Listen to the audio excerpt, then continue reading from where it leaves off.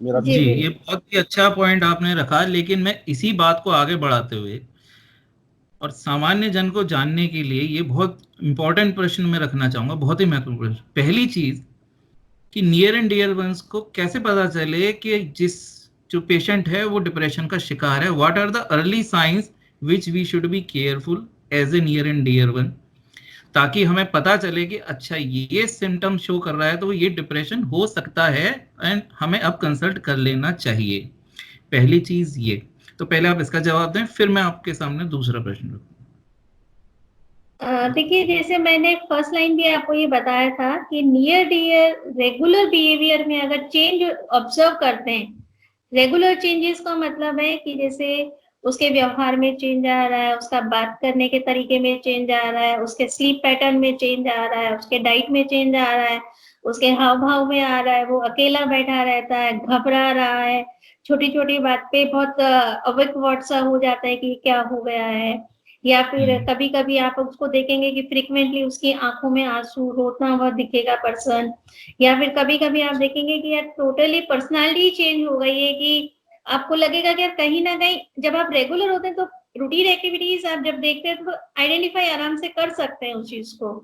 तो जो बेसिक अच्छा। मोटे मोटे लक्षण है जो मैंने अभी आपको बताया, नींद नहीं आना, बेचैनी लगना, घबराहट होना, अकेलापन रहना, लोगों से कटना, अवॉइड करना, बातों कॉन्फिडेंस लेवल आप जब बात करोगे तो लगेगा कि वो हकला रहा है या घबरा रहा है, पसीने पसीने हो रहा है, तो ये बेसिक लक्षण है जिससे कि आपको अर्ली आइडेंटिफिकेशन हो सकता है कि पर्सन डिप्रेशन की तरफ जा रहा है। ठीक है, अब इसी के साथ मैं एक और क्वेश्चन आप ही के लिए जोड़ना चाहूंगा, क्योंकि आप ही के एरिया का है कि जब पेशेंट आपके पास आता है तो उसको ये जानने के लिए कि उसको डिप्रेशन है और किस लेवल का डिप्रेशन है, आप केवल उसका साइकेट्रिक इवेल्युएशन करते हैं या there are some tests available for that also to evaluate कि किस तरह का डिप्रेशन है और किस लेवल का डिप्रेशन है और क्या ट्रीटमेंट करना है, या केमिकल इम्बैलेंस है तो कुछ ब्लड टेस्ट वगैरह या कुछ और तरह के टेस्ट? देखिए, डिप्रेशन खाली जरूरी नहीं है कि एक ही चीज से एसोसिएटेड हो, कई बार फिजिकल प्रॉब्लम्स भी होती है जो कि डिप्रेशन का कारण होती है, जैसे जी। थायराइड हुआ, विटामिन B12 की कमी हुई, इनकी कमी के लक्षण भी डिप्रेशन जैसे सिमिलर लगते हैं। तो यूजुअली अच्छा। हम ये टेस्ट जरूर कराते हैं, और कई बार डिप्रेशन एंजाइटी के लक्षण कई बार ब्रेन ट्यूमर के जैसे भी लगते हैं, तो अच्छा। हम उसको एक्सक्लूड करने के लिए CT या MRI एक बार जरूर कराते हैं ताकि कहीं हम उसको मिसडायग्नोस नहीं करते। लेकिन नॉर्मली ये हम सेकंड लाइन पे करते हैं, फर्स्ट लाइन पर ये नहीं करते हैं। इन जनरल रूटीन टेस्ट तो जो रूटीन पार्ट होता है वो हम करते ही करते हैं, लेकिन पेशेंट का जो कंप्लीट फिजिकल एग्जामिनेशन है आ रहा है, उसका मेंटल स्टेटस एग्जामिनेशन भी होता है, बाकायदा उसके काफी सारे पॉइंट्स होते हैं, उसके अकॉर्डिंग हम करते हैं। इसके अलावा एक साइकोलॉजिकल इवेल्युएशन भी होता है जिसको हम साइकोमेट्रिक डायग्नोसिस टेस्ट कहते हैं। तो इसके अंदर कुछ स्केल्स होते हैं, स्केल्स के अंदर बेसिकली 20-25 क्वेश्चंस होते हैं। इन 20-25 क्वेश्चंस को पेशेंट को दिए जाते हैं, उनसे उसमें ऑब्जेक्टिव भरवाए जाते हैं कि आपको कैसा फील होता है, क्या नहीं होता है। फिर उसकी स्कोरिंग के अकॉर्डिंग उसको डायग्नोस किया जाता है कि आप माइल्ड डिप्रेशन में है, मॉडरेट में है, या सीवियर डिप्रेशन में है। अब इसमें क्या होता है कि पेशेंट जब खुद ही देखता है कि नहीं मेरी स्कोर कितना आ रहा है, तो वो खुद अवेयर होता है। एडिशनल जो टेस्ट हम कराते हैं, सपोर्टिव जरूर कराते हैं कि कहीं को हिडन चीज कुछ ना हो कि भाई सेकेंडरी चीज चल रही है जो कि आपके ट्रीटमेंट को अफेक्ट कर सकती है, और फिर उसके अकॉर्डिंग फिर पेशेंट को कन्विंस किया जाता है कि मान लीजिए माइल्ड है तो माइल्ड का ट्रीटमेंट लाइन डिफरेंट होगा, मॉडरेट का ट्रीटमेंट लाइन डिफरेंट होगा, सीवियर का डिफरेंट हो। तो बेसिकली आपका first line evaluation psychiatric evaluation ही होता है, जी एंड अगर उसमें आपका कुछ नहीं समझ में आता है तो रूल आउट करने के लिए आप second test, secondary test, but वो दूसरी डिसीजेस के लिए करते हैं, बट डिप्रेशन के लिए प्राइमरी इवेल्युएशन आपका साइक्रेटिक इवेल्युएशन ही होता है। ठीक है, ये आपका यूजुअली पॉइंट आ डिप्रेशन गया। में पेशेंट आने हमारे पास आने से पहले जनरल फिजिशियन के पास जरूर जाता है, 80% जरूर आप मान जाता है। के चलिए।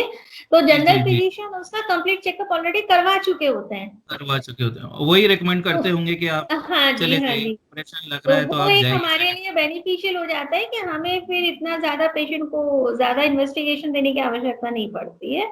यूजुअली जो हम देते हैं वो इसलिए देते हैं कि कल को जैसे लीवर फंक्शन टेस्ट, कुछ मेडिकेशन ऐसी होगी जिनके लीवर पे इफेक्ट्स होते हैं या किडनी जी। पे इफेक्ट होता है, तो वो जरूर हम देखते हैं कि भाई हम किस डोज में पेशेंट को दे, कितना दे, ताकि इसकी बॉडी फंक्शनिंग पे अफेक्ट नहीं हो सके।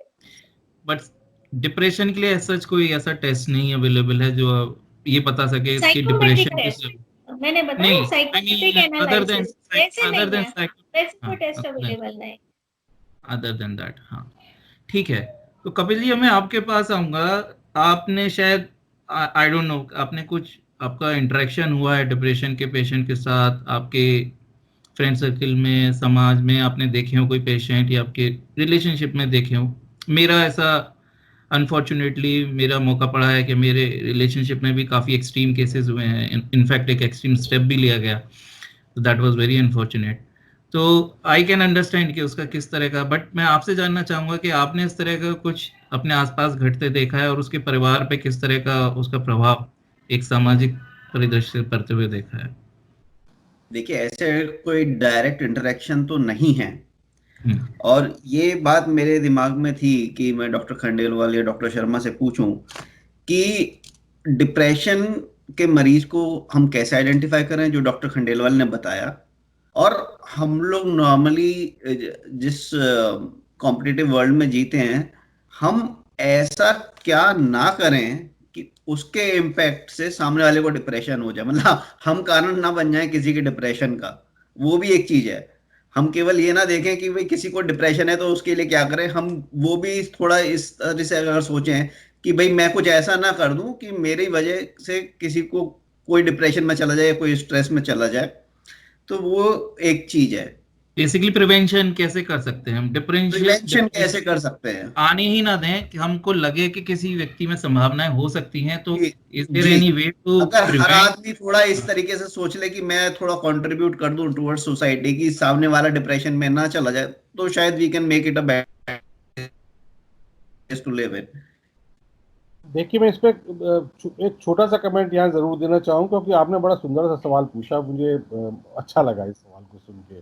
आपने ये ना पूछ के कि मैं कैसे बचूं इस डिप्रेशन से, आपने कहा कि मैं समाज को कैसे बचाऊं डिप्रेशन से। आई थिंक बहुत खूबसूरत सवाल है, और ये सवाल आजकल सुनने को कम मिलता है, क्योंकि हम लोग अक्सर बात करते हैं मैं मैं हम। लेकिन आपने समाज के बारे में बात की।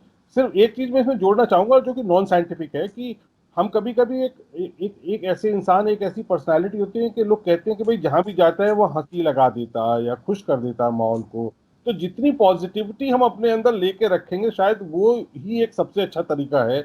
मैं तो जहां तक समझता हूँ कि हम समाज को डिप्रेशन से बचा सकें, जहां रोता बच्चा भी हंस जाए। और बाकी डॉक्टर खंडेलवाल जरूर इसमें बताएंगे कि उसमें और क्या क्या किया जा सकता है। पर मेरा मानना जरूर इतना है कि हम, हमारी एक पर्सनैलिटी और हमारा व्यक्तित्व, हमारा आउटलुक ऐसा होना चाहिए कि हम जहाँ भी जाएं सिर्फ पॉजिटिविटी पे बात रखें, सिर्फ अच्छी बातें देखें और सिर्फ अच्छी बातें करें, जिससे कि पूरा ओवरऑल जो हमारे चारों तरफ का माहौल है उसमें शायद एक पॉजिटिविटी आए और माहौल अच्छा हो।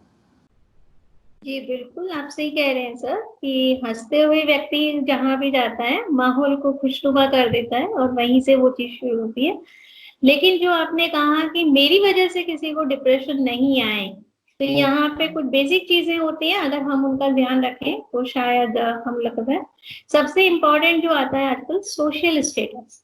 अगर हम किसी को सोशल स्टेटस के ऊपर कमेंट करते हैं डायरेक्टली, तो ये एक सबसे बड़ा नेगेटिव इम्पैक्ट है आज के मॉडर्नाइजेशन में कि अरे यार, हम जैसे अपनी अपनी बघाड़ते हैं बहुत ज्यादा। आज के टाइम पे हो गया यार, हम तो 5 स्टार में गए थे, हम अब फॉरेन घूम कर आए हैं, हम तो हर 8वें 10वें दिन पिकनिक पे जाते हैं, हमारे घर में तो मर्सिडीज बेंच की गाड़ी है या इतना है।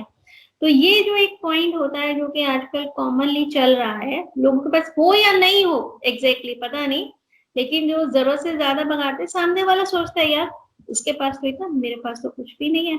और वो कहीं ना कहीं उस चीज को अपने अंदर इवेल्युएट करता जाता है कि यार मेरे पास तो नहीं है, इसके पास इतना है, पता नहीं इसके पास इतना कहाँ से आया।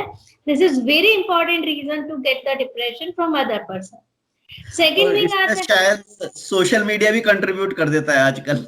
सोशल मीडिया आजकल सबसे ज्यादा, जैसे आपने बताया फेसबुक पे फोटो लाइकिंग और disliking. I think Facebook, social media is the most of the common reason of getting more depression in society these days. क्योंकि लोग अपने पिक शेयर करते हैं, अरे वो तो वहां घूमने गए थे, देखो अपने घर में तो कुछ होता ही नहीं है, तुम तो कुछ करते ही नहीं हो। और ये जो इनडायरेक्टली इम्पैक्ट आता है आपके फैमिली मेंबर्स, हस्बैंड पे, बच्चों पे, लोग को क्या क्या टैलेंट करते हैं, जबकि ये नहीं देखते कि हर व्यक्ति की कैपेसिटी डिफरेंट डिफरेंट होती है। आप हर व्यक्ति को दूसरा होता है कंपैरिजन करना। हम लोग अपने ही फैमिली मेंबर्स को दूसरे से ये कंपेयर करना शुरू कर देते हैं कि जी यार जी वो तो इतना काम करता है, उसमें तो इतनी कैपेसिटी है, तुम इतना कर ही नहीं पा रहे हो, वो देखो। तो ये दो तीन चीजें पॉइंट है, ये बहुत कॉमन रीजन होता है जिसकी वजह से आप दूसरे को डिप्रेशन क्रिएट करते हैं। तीसरा खैर होता है कि हाँ, ऑन ए लाइट नोट ऐसे तो हर पति को डिप्रेशन हो जाएगा, क्योंकि हर पत्नी यही बोलती है, देखो उसका पति इतना काम करता है, आप नहीं करते हो। हाँ जी, तो आप इसको अवॉइड करना चाहिए ना। आपका इसको रेदर देन नेगेटिविटी ना लेकर के इसको पॉजिटिविटी हस्बैंड को लेनी चाहिए कि why she is saying like that. मैं लाइटर नोट में आपकी बात में ऐड कर दूं कि भगवान ने एटलीस्ट मेल को पत्नी से डिप्रेशन प्रूफ बनाया हुआ है, एंड एवरीवन नोज कि अपने शादी कर ली है। अब ये सब तो एक्सपेक्टेड है, तो वहां तक तो कोई प्रॉब्लम नहीं है। आज तक तो मैंने कुछ हाँ हाँ, और वही चीज देखिए, हम बच्चों में भी जो डिप्रेशन हम क्रिएट करते हैं, हम हमारे बच्चे को हमेशा दूसरे बच्चों से कंपेयर करने की कोशिश करते हैं, चाहे वो सोशल बिहेवियर को लेकर के हो, चाहे वो सोशली आप स्टडीज को लेकर के ले लीजिए, या एक्स्ट्रा कुरिकुलर एक्टिविटीज को लेकर के ले लीजिए। तो ये जो कंपैरिजन वाली हमारी हैबिट है, यही एक सबसे बड़ा कारण हो रहा है कि इनडायरेक्टली पर्सन को कहीं ना कहीं डे बाय डे डिप्रेशन में लेकर जाती है। तो हम ये ना करके, हम अगर किसी का लगता है कि नहीं, हाउ टू ग्रो देम, हम भी ग्रो करें और उनको भी कैसे ग्रो होने की अपॉर्चुनिटीज दें, अगर हम उसके ऊपर बात करेंगे तो शायद ये जो साइकिल चल रहा है हम इसको रोक सकते हैं। नहीं, मैं बिल्कुल पूरी तरह सहमत हूँ डॉक्टर खंडेलवाल। शायद बिल्कुल उन्होंने जो बताया वो इतना इम्पोर्टेंट। एक्चुअली हमें होता क्या है, कभी मैं आपको बताऊं हिमांशु जी, कि हम कई बार ऐसा होता है कि हम जाने अनजाने, और शायद हमारा इरादा नहीं होता है किसी को चोट पहुंचाने का, और कपिल जी ने बड़ा अच्छा सवाल पहुंचा, लेकिन हम जाने अनजाने एक चोट पहुंचा देते हैं सिर्फ इसमें कि शायद ये मैं बोलूंगा तो बहुत अच्छा होगा, और हो सकता है उससे कहीं ईर्ष्या पैदा हो, या आप उसको जबरदस्ती बोस्ट करें जो कि उसको दूसरे व्यक्ति को अपना कंपैरिजन करने का मौका मिले। तो ये बिल्कुल ठीक है, और डॉक्टर खंडेलवाल की बातों से मैं पूरी तरह सहमत हूँ कि हमें मतलब ये सोच के समझ के जब हम कहीं अपनी पोस्ट डालते हैं, या हम कहीं कोई स्टेटमेंट देते हैं, या कहीं हम गैदरिंग में खड़े होते हैं, किसी सोशल सिस्टम में खड़े होते हैं, तो एक कि दूसरे लोग अगर कोई दिखा भी रहा है अपनी मर्सिडीज या BMW या ऑडी, ठीक है, उसकी अपनी सिचुएशन है, या कोई बता रहा है कि मेरे बच्चे को तो गोल्ड मेडल मिला है जी, तो वो ठीक, अच्छी बात है भाई, गोल्ड मेडल मिला है। तो हम एक तो पहले खुद को या खुद के परिवार को या खुद के चारों तरफ अपने को कंपेयर करना ना शुरू कर दें, वो बहुत इंपॉर्टेंट है। और इसको हम एक दिन में नहीं कर सकते, एक्चुअली हम इसको बताएंगे, हमें रेगुलर बेसिस पे, जैसे कि हम सुबह पूजा के लिए उठते हैं, सुबह पूजा करते हैं, उस तरीके से हमें रोज इस चीज को प्रैक्टिस करना पड़ेगा, और पूरे परिवार में एक ऐसा माहौल बना देना पड़ेगा। कुछ दिनों बाद हम ये शेखी रेजिस्टेंट हो जाए, जिसको कहते हैं ना शेखी बगाड़ना, या शो ऑफ रेजिस्टेंट हो जाए। और मैंने देखे हैं कई लोग, और लोग कहते हैं भाई ये तो साधु हो गए, लेकिन साधु की बात नहीं है, ये बड़े एक सामान्य इंसान की बात है कि हम कुछ भी पालिए लेकिन हम अपने वैल्यूज को ना खत्म करें, जो हमारी पारिवारिक वैल्यूज हैं। और दूसरा, किस आदमी पे क्या, इससे कोई फर्क नहीं पड़ता, हम अपनी संभावनाओं को तलाशें, अपने परिवार के अंदर अपनी संभावनाओं को तलाशें, अपने जो मेरे बच्चे के अंदर जो टैलेंट्स हैं उनको हम पहचानें, और अपने चारों तरफ, मैं उसको लाइटली भी कहता हूं और मैं बड़े सीरियसली भी कहता हूं, अपने चारों तरफ जितना हो सके पॉजिटिविटी को लेके आए, और ऐसी चीजों को हम हमेशा अवॉइड करें। अच्छा, ऐसा नहीं है कि केवल अनसक्सेसफुल लोगों को इस तरह की प्रॉब्लम आती हो, मैंने तो ये देखा है बल्कि बहुत ज्यादा सक्सेसफुल लोगों को सब कुछ है, जिनके पास हर तरह की सक्सेस देखी है, फिर भी उनके अंदर ना कि डिप्रेशन आया बल्कि उन्होंने एक्सट्रीम स्टेप लिया, जैसे कि हॉलीवुड में रॉबिन विलियम्स का केस है, बॉलीवुड में रिसेंटली हमारे सुशांत सिंह राजपूत का केस हुआ। तो ये किस प्रकार के केसेस हैं जहां सब कुछ है, आपने जो चाहा आपको वो मिला, आपने आपके पास फैमिली है, सब कुछ है आपके पास, फिर भी आपने इस तरह का स्टेप लिया? ये बिल्कुल वही बात है जो कपिल जी ने कही थी, और कपिल जी ने, आई थिंक उन्होंने बिल्कुल ठीक जगह पे ये कील गाड़ी की। हमारी जो रेस जब हम एक बार शुरू कर जाते हैं, और जब हम इस दौड़ में फंस जाते हैं, तो नोबडी वांट्स टू लूज। अगर आप पहली बात है, आपको सबसे पहले रुकना है अपने को, हम रेस में जाएं ही ना।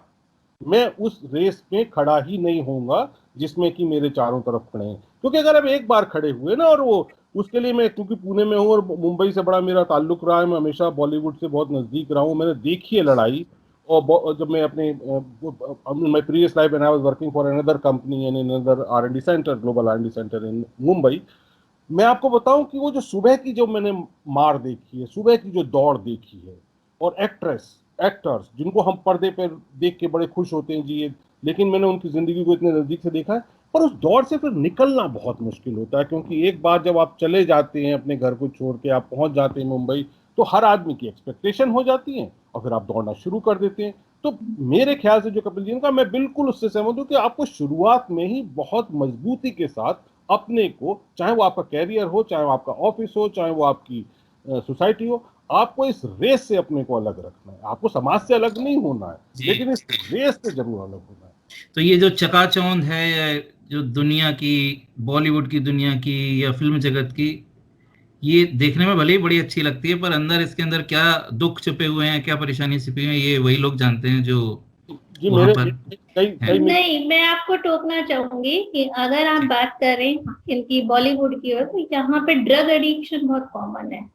अच्छा ये जी, जो ड्रग एडिक्शन है बैक साइड में, ये भी एक बहुत बड़ा कारण है डिप्रेशन और सुसाइड का। अच्छा बैक साइड में सेकंड थिंग जो यहाँ पर होता है कि अगर आप पर्टिकुलर बॉलीवुड या की बात करते हैं, हम नहीं चाह रहे कि पर्टिकुलर एक कम्युनिटी पे इस पे बात करें, लेकिन सक्सेस होना डिप्रेशन नहीं होने की कोई क्राइटेरिया नहीं होता है। पहली जी बात, जी सबसे हम ये सोचिए कि हम सफल हो गए तो हमें डिप्रेशन नहीं होगा, ऐसा नहीं है। बेसिकली क्या होता है कि सक्सेस के साथ हैप्पीनेस जो वर्ड होता है ये डिफरेंट होता है। मैं करोड़ों रुपए कमा के एक बहुत बड़ा बंगला बना लूं, दुनिया को दिख रहा है, तो कहते अरे यार वो बड़ा सक्सेस है, पर वो हैप्पीनेस का क्राइटेरिया नहीं है। हैप्पीनेस का क्राइटेरिया होता है कि सबसे इंपॉर्टेंट जो चलता है आपका फैमिली सपोर्ट, आपका इमोशनल सपोर्ट, जहां से आप सबसे पहले डील करते हैं। सेकंड हैप्पीनेस का क्राइटेरिया होता है कि आप चल तो रहे हैं, लेकिन अपनी एक प्रायोरिटीज आप सेट करके रखिए। आप अगर अपनी प्रायोरिटी सेट करेंगे, अपनी एक लिमिट करके चलेंगे, तो आप कभी डिप्रेशन में नहीं आएंगे। लेकिन आप अनलिमिटेड इनडेफिनेट की तरफ आप जाएंगे तो डेफिनेटली आपको डिप्रेशन होना स्वाभाविक, क्योंकि इनडेफिनेट जो आपने एक लक्ष्य बनाया उसका कभी पूर्ति नहीं हो सकती। आज एक, कल दूसरा, परसों तीसरा, परसों चौथा। तो ये रेस वाली जो बात है, इंडेफिनेट वाली जो चीज है, वो कभी खत्म नहीं होगी। तो अगर हम सक्सेस के साथ अगर हम अपनी प्रायोरिटी सेट करते हैं, तो शायद हम सक्सेस और हैप्पीनेस सबको साथ में लेकर के चल सकते हैं। इसी के साथ में एक चीज और जोड़ना चाहूंगा। एक मिनट, एक प्रश्न मैं रेणु जी से ले लूं। तो डॉक्टर रेणु, एक चीज और है, हमारे दो यूनिवर्सिटी बहुत पॉपुलर हैं आज के दुनिया में। एक है व्हाट्सएप यूनिवर्सिटी और एक है फेसबुक यूनिवर्सिटी। उस पर इतना ज्ञान है, इतना ज्ञान है, इतना ज्ञान है कि हर चीज का तो इलाज है और हर चीज के कारण बताए जाते हैं। अब कितना सही है कितना गलत तो शायद भगवान ही जानता होगा। तो अब आप ये देखें कि बहुत सारी चीजें निकलती हैं कि डिप्रेशन आ रहा है, जैसे सुशांत सिंह राजपूत का किस्सा हुआ, बहुत सारी चीजें आने लगी, योगा कीजिए, व्यायाम कीजिए, आयुर्वेदा लीजिए, ये लीजिए, वो लीजिए। तो आपको लगता है ये सब तरीके कहीं ना कहीं फायदेमंद होते हैं? आयुर्वेदा है या योगा है, ये हेल्प करता है? देखिए, योगा और आयुर्वेद डेफिनेटली एक हेल्पिंग एड है, लेकिन कंप्लीटली ट्रीटमेंट नहीं है ये। नहीं है। अगर आप ये सोचे कि मैं पूरी तरह से इन्हीं पे बेस होकर के अपना ट्रीटमेंट कर सकता हूँ, मैं गेट रिड हो सकता हूँ, तो ऐसा नहीं है। जैसे मैंने आपसे कहा माइल्ड, मॉडरेट, सीवियर, ये कौन डिसाइड करेगा? ये आप जब डॉक्टर के पास जाएंगे तब आपका क्राइटेरिया डिसाइड होगा कि आप किस टाइप के डिप्रेशन में है, और उसी के अकॉर्डिंग ट्रीटमेंट लाइन होती है। योगा और ये हेल्पिंग एड है, लेकिन ये ऐसा नहीं है कि ठीक है माइल्ड, बहुत माइल्ड केस हुआ, डिप्रेशन हुआ, तो वहां योगा से कवर हो जाता है। लेकिन अगर ये मॉडरेट टू सीवियर, तो without medication, without counselling sessions ये कवर नहीं होते हैं। और रही बात गूगल की, तो गूगल को लोग रियलिटी फैक्ट नहीं समझते कि गूगल सिर्फ एक सर्च इंजन है, जिसको जहां जो इन्फॉर्मेशन मिली उसने उसको पोस्ट कर दिया। सिर्फ इतना काम है गूगल का। गूगल का ये काम नहीं है कि ये ऑथेंटिक कितना है, मैं इसको वेरीफाइड करूं या नहीं करूं, ये उसका काम नहीं है। पर लोग उस चीज को नहीं समझते हैं। वो ये नहीं समझते कि उसमें लिखा है, वो ये नहीं कह रहा है कि ऐसा होता है। उसको तो जहां जो मिला, आज मैंने कुछ बोला तो उसने पोस्ट कर दिया, उस पर आपने कुछ बोला उसने उसको भी पोस्ट कर दिया, आपके नाम से आएगा कोई ब्लॉग आपने लिखा तो आ गया। अब उसमें ऑथेंटिसिटी नहीं कि ये कितना राइट है या कितना रॉन्ग है, और वहीं से ये सारी प्रॉब्लम आ रही है। ब्लॉग तो फिर भी ठीक है, फिर भी कुछ हद तक ठीक है। जो व्हाट्सएप फॉरवर्ड्स होते हैं, ये तो किसी को कुछ पता ही नहीं है, हवा ही नहीं है, बस फॉरवर्ड किए जा रहे हैं, पता भी किसी से आया, किसी को फेसबुक पे अच्छा लग यहीं रहा पे, है।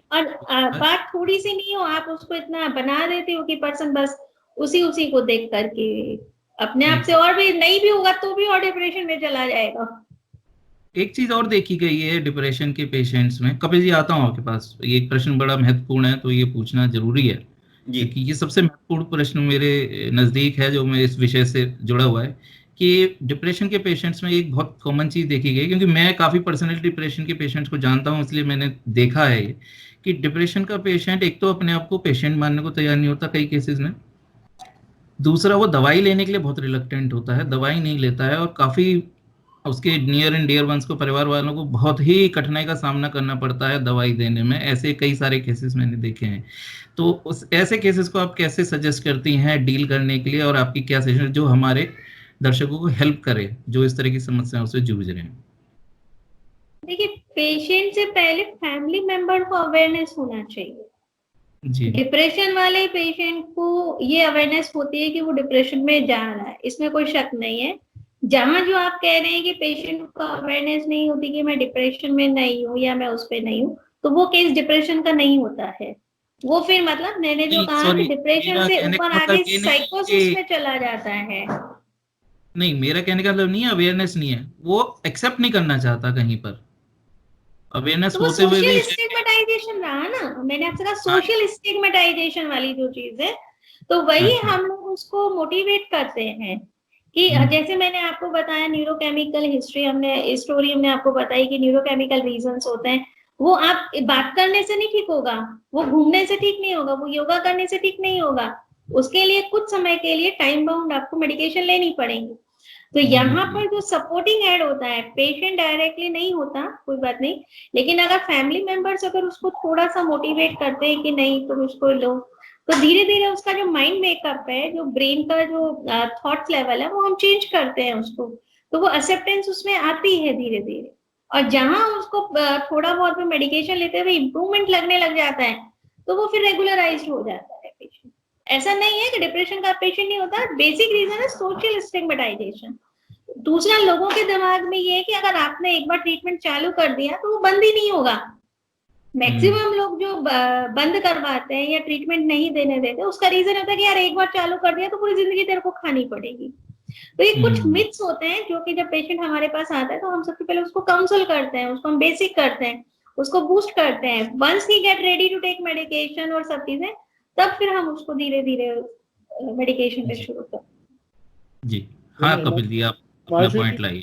चीज और ऐड करना चाहूंगा कि देखिए, जो डॉक्टर साहब ने की बिल्कुल ठीक बात है, लेकिन आपका जो प्रश्न था, शायद मैं आपके प्रश्न में ऐड करना चाहूंगा कि हम अभी भी बहुत विकसित समाज नहीं है, हम बहुत आगे एडवांस नहीं है जैसा कि यूएस या यूरोप में है। और आज भी अगर कोई पेशेंट किसी साइकेट्रिस्ट के पास जा रहा है या साइकोलॉजिस्ट के पास जा रहा है, तो जनरली वो हमारे यहाँ एक वो, अच्छा क्या कोई पागलों के डॉक्टर के पास गए थे या इस तरह की बातें करके, वो तो आदमी थोड़ा सा, वो जो बता रहे ना, जो आदमी के अंदर नहीं जाना है, मुझे शायद मैं ठीक हो जाऊं कुछ दिनों में, लेकिन वो बिल्कुल ठीक डॉक्टर साहब ने कहा कि वो बड़ा आवश्यक है कि वहां तक तो पहुंचना ही होगा अगर आप इन परिस्थितियों को और खराब होते नहीं ले जाना चाहते हैं। जी ये एक प्रश्न आप साथ में जोड़ना चाह रहे थैंक यू डॉक्टर साहब।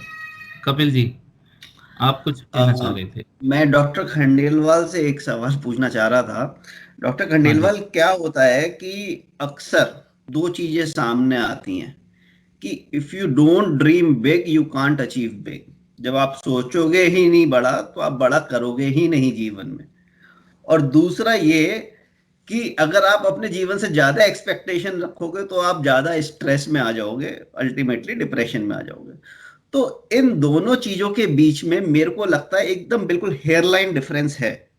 वो जो लक्ष्मण रेखा है, वो कैसे पता चले कि कहाँ कहाँ अपना वो लक्ष्मण रेखा तय करनी है, कहाँ अपनी ड्रीम बस वो बिग ना हो इससे ज्यादा, और कहाँ हमारा जो अचीवमेंट का जो फियर है, ये एक्सपेक्टेशन है, वो मतलब उन दोनों के बीच में कहाँ डिफरेंशिएट, लक्ष्मण रेखा कैसे तय करी जाए वो।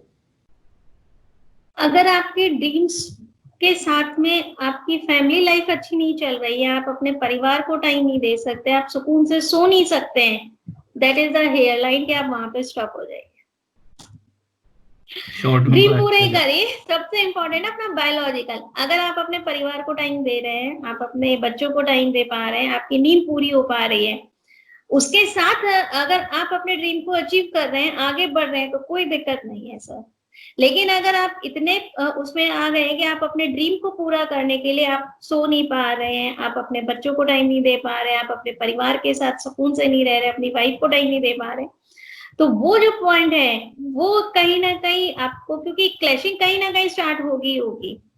Ultimately money is not the worth thing, लेकिन वहां से आपको ये चीज रोकनी पड़ेगी कि ये मैं जो मानती हूँ कि ये पॉइंट ऐसा होता है कि अगर इस पार्ट को अगर आप सेटिस्फाइड करते हुए चलते हैं तो आप आगे बढ़िए, कोई दिक्कत नहीं है। आप 8 घंटे की नींद ले पा रहे हैं तो दैट इज एनफ थिंग। आप अगर अपने पत्नी और बच्चों को अगर रिक्वायर्ड टाइम, जो कभी रिक्वायर्ड होता है कि चलो हफ्ते में आपने 2-3 घंटे उनको दे दिए या डेली आधा पौना घंटा दे दिया, अगर आप दे पा रहे हैं, उसके अलावा अगर आप लगे हुए हैं, कोई दिक्कत नहीं है। लेकिन यहाँ भी एक चीज है कि आप इनको टाइम तो दे रहे हैं, लेकिन उसके बाद आप मेंटल पीस कितना महसूस कर रहे हैं।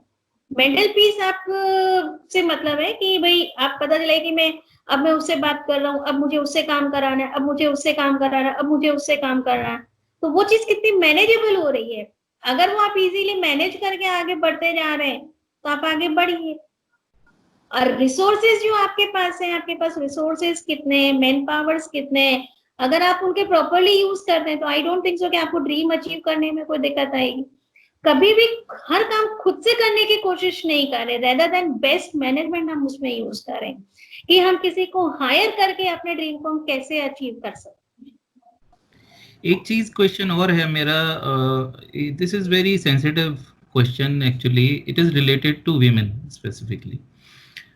सो आपके पास तो केसेस काफी आते होंगे और आपको अंदाजा भी होगा, तो ये विमेन में केसेस ज्यादा वर्किंग विमेन में आपने देखा है ज्यादा आता है, या हाउसवाइफ जो होती हैं वो are taking care of their household, उनमें ज्यादा आपको देखने को मिलता है, या ऐसा कोई खास वो फर्क नहीं है, दोनों में इक्वली आप देखते हैं? इसका कुछ इफेक्ट है? अगर आप डिप्रेशन की बात करते हैं तो हाउसवाइफ में या हाउस वुमन होती है उनमें ज्यादा होता है इन कंपैरिजन वर्किंग वुमन की। सेकेंड थिंग ये होता है कि जो हाउस वुमन होती हैं, अगर आप डाटास की और रेशियोज की बात करें तो वो अपने आप को एक्सपोज नहीं कर पाती है। वर्किंग वुमन लिमिटेड परसेंटेज है, आज की तारीख में बहुत ज्यादा नहीं है वर्किंग वुमन अगर आप हाउसवाइफ के कंपैरिजन करें, पर वर्किंग वुमन अपने आप को एक्सपोज करके वो सारा चीज कर लेती है। लेकिन जो हाउसवाइफ होती है वो एक्सपोज ही नहीं कर पाती और इवन वो एक्सेप्ट ही नहीं कर पाती है, क्योंकि वो डरती है कि अगर उसकी प्रॉब्लम को अगर वो बताती है उसके फैमिली वाले एक्सेप्ट करेंगे या नहीं करेंगे, क्योंकि एट समवेयर फैमिली एनवायरनमेंट कहीं ना कहीं उस रीजन का एक कारण हो जाता है। कई बार रिस्पॉन्सिबिलिटीज आपके ऊपर बहुत सारी होती है जो कि आप बता नहीं पाते हो, बहुत सारी चीजें आप उसको शेयर नहीं कर पाते हो। तो हाउसवाइफ में कंपैरिजन अगर आप सर्वे करेंगे तो उनमें डेफिनेटली ज्यादा निकलेगा। Thank you. तो आप लोगों का इस चर्चा में भाग लेने के लिए बहुत बहुत धन्यवाद। आज हमने बहुत ही, मुझे लगता है बहुत अच्छी चर्चा की, बहुत ही इम्पोर्टेंट पॉइंट्स को छुआ, और डॉक्टर शरद शर्मा, डॉक्टर रेणु खंडेलवाल ने बहुत साइंटिफिक तरीके से और मेडिकल बैकग्राउंड से रिलेटेड हमें इन्फॉर्मेशन दी, और कपिल जी ने सामाजिक और एक फिलोसॉफिकल दृष्टिकोण से अपनी बात हमारे सामने रखी। तो मुझे लगता है कि कोई भी दर्शक जो इस कार्यक्रम को देखेगा वो इसका काफ़ी लाभ उठा सकता है। तो इसी के साथ मैं इस कार्यक्रम को समाप्त करना चाहूँगा और आप सभी का इस चर्चा में भाग लेने के लिए बहुत बहुत धन्यवाद करना चाहूँगा।